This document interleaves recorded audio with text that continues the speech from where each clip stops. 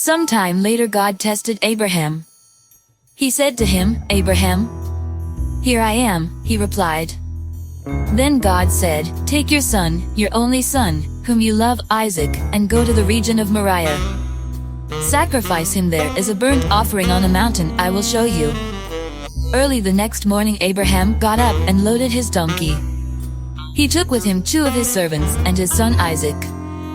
When he had cut enough wood for the burnt offering, he set out for the place God had told him about.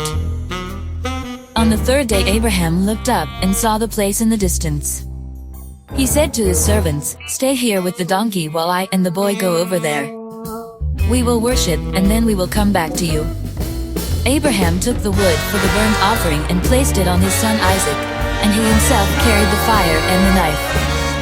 As the 2 of them went on together, Isaac spoke up and said to his father Abraham, "Father?" "Yes, my son?" Abraham replied. "The fire and wood are here," Isaac said, "but where is the lamb for the burnt offering?" Abraham answered, "God himself will provide the lamb for the burnt offering, my son." And the 2 of them went on together. When they reached the place God had told him about, Abraham built an altar there and arranged the wood on it. He bound his son Isaac and laid him on the altar, on top of the wood. Then he reached out his hand and took the knife to slay his son. But the angel of the Lord called out to him from heaven, "Abraham! Abraham!" "Here I am," he replied. "Do not lay a hand on the boy," he said. "Do not do anything to him. Now I know that you fear God, because you have not withheld from me your son, your only son." Abraham looked up, and there in a thicket he saw a ram caught by its horns. He went over and took the ram and sacrificed it as a burnt offering instead of his son. So Abraham called that place "The Lord will provide." And to this day it is said, "On the mountain of the Lord it will be provided."